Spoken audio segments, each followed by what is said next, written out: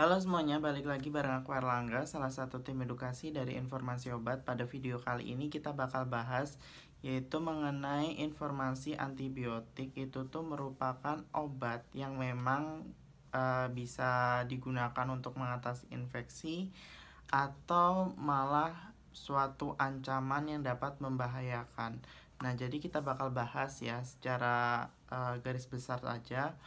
Nah, jadi langsung aja. Jadi antibiotik itu merupakan suatu obat yang digunakan untuk mengatasi infeksi bakteri ya.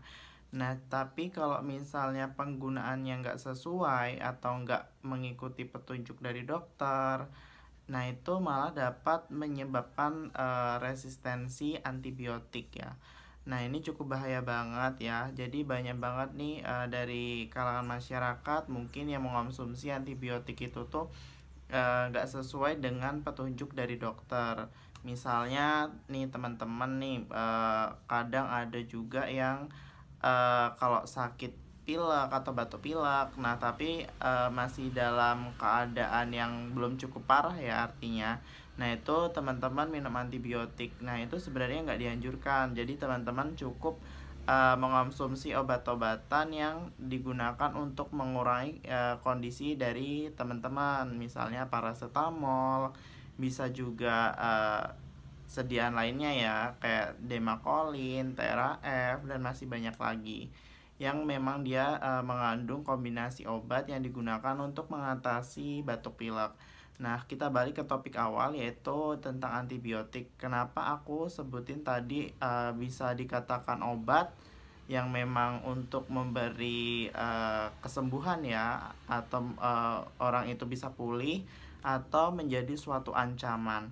Nah, jadi antibiotik ini kalau dikonsumsi nggak sesuai aturan resep atau petunjuk dokter, nah itu tuh ternyata dapat menyebabkan kondisi yang disebut dengan resistensi antibiotik. Nah, resistensi antibiotik ini adalah kondisi di mana bakteri itu tuh kebal. Jadi misalnya teman-teman dapat obat nih yaitu antibiotik amoksisilin dari dokter. Nah, ternyata teman-teman setelah mengonsumsi obat tersebut itu tuh selama 3 hari itu teman-teman merasa udah enakan badannya, udah sembuh gitu. Nah, tetapi ternyata antibiotiknya itu tuh masih. Nah, sama teman-teman nggak dihabisin sampai habis.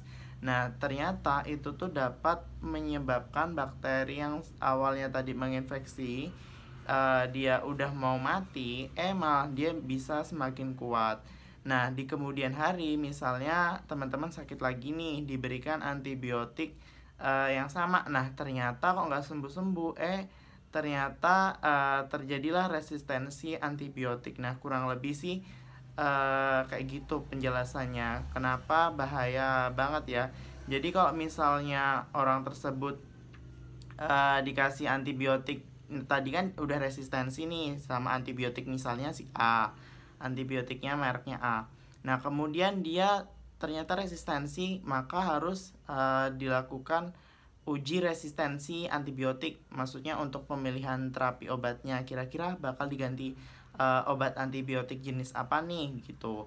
Nah, nanti setelah dilakukan uji, nah nanti teman-teman lagi bakal dikasih antibiotik juga. Nah, tapi kalau misalnya teman-teman itu mengonsumsi antibiotiknya itu tuh nggak sesuai dari petunjuk dokter ya atau mengikuti perintah dari apoteker, nah nanti teman-teman juga ya nanti bakal balik lagi bakterinya itu juga akan jadi resistensi. Nah, sehingga wajib banget nih buat teman-teman yaitu mengonsumsi antibiotik dihabiskan. Jadi kalau misalnya nggak dihabiskan nih, misalnya berulang lagi nih resistensi sama antibiotik yang B ya. Tadi kan udah A terus B.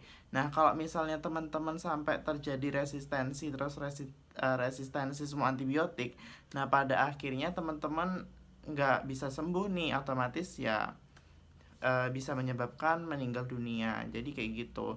Jadi penting banget buat teman-teman mengonsumsi antibiotik itu tuh harus dihabiskan walaupun kondisi teman-teman itu tuh memang sudah membaik. Misalnya nih kan banyak banget biasanya orang-orang yang membeli antibiotik secara bebas biasanya sih paling banyak dampaknya pada seseorang yang kena penyakit seperti gonore, pneumonia, tuberkulosis, dan lain sebagainya. Itu tuh banyak banget yang dia memang melakukan terapi atau pengobatannya dia kayak mandiri gitu. Jadi kayak apa ya, sungkan untuk berkonsultasi ke dokter. Tapi untuk berkonsultasi ke dokter tuh memang nggak salah, karena ya itu untuk kebaikan di kemudian hari. Jadi kayak gitu ya, tadi pembahasan mengenai antibiotik itu tuh suatu obat atau ancaman. Tapi kalau misalnya penggunaan antibiotik itu sesuai petunjuk dari dokter, nah pasti nggak bakal terjadi suatu efek samping yang berbahaya di kemudian hari. Jadi jangan menggunakan atau membeli antibiotik jenis apapun, golongan apapun tanpa berkonsultasi kepada dokter ya. Jadi uh, bagaimana ya diri kita untuk menjaga diri kita masing-masing biar nggak jatuh sakit gitu. Jadi udah sakit ada bakteri A, kemudian malah ada bakteri B. Jadi kayak gitu. Jadi intinya tetap mengonsumsi apapun jenis obatnya itu harus berkonsultasi kepada dokter atau apoteker. Intinya ke petugas kesehatan ya. Jadi mungkin ada juga nih teman-teman yang sering ngeluh kadang pusing gitu, terus dia minum amoksisilin atau antibiotik jenis lainnya gitu. Nah itu tuh ya sembuh, tapi kadang emang kayak gitu tuh apa ya, lebih masuk ke sugesti. Jadi ya pusing atau sakit kepala itu kan gak disebabin oleh infeksi bakteri. Mungkin dengan kondisi tertentu ya memang bisa ya untuk sakit kepala atau pusing disebabkan dengan infeksi bakteri, tapi nggak semuanya. Jadi intinya jangan mengonsumsi antibiotik secara sembarangan. Jadi tetap menjaga diri masing-masing. Oke, semoga bisa bermanfaat. Jika ada yang ingin ditanyakan, silakan tulis di kolom komentar. See you, bye-bye.